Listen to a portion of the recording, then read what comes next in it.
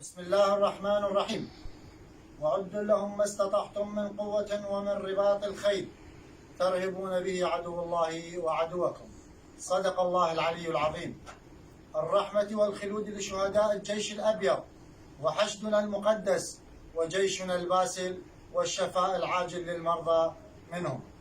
اجتمعت اليوم بتاريخ 5/11/2020 تنسيقيات ذوي المهن الصحية التمريضية والنقابة العامة الإدارية وزارة الصحة فرع المثنى وتنسيقية الخريجين في محافظة المثنى من أجل صرف الرواتب بوقتها المحدد وعدم المساس بها مستقبلا.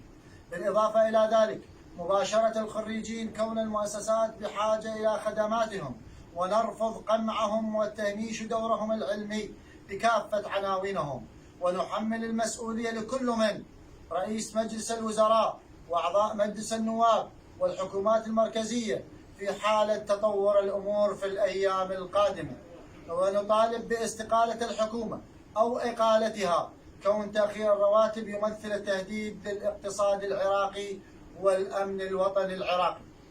لذا تقرر سيكون من بداية الأسبوع القادم توقف للعمل في كافة المؤسسات الصحية ولمدة 3 أيام، وبعدها تكون إجراءات تصعيدية شديدة بالتنسيق مع جميع موظفي الدوائر الأخرى والنقابات أيضا.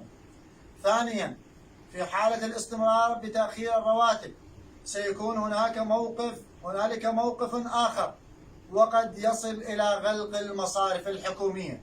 ثالثا، نطالب دائرة صحة المثنى أن يكون لها موقف إيجابي مع موظفيها كونهم يؤدون واجباتهم بكل تفاني وإخلاص في ظل ظروف وبائية خطيرة، منهم من استشهد ومنهم من أصيب ولهم حقوق متعلقة.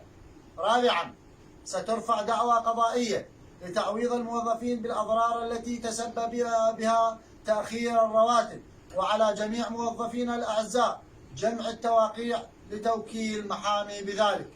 بيان المشترك لملكات دائرة الصحة المثنى بتاريخ 5/11/2020. وشكرا لكم.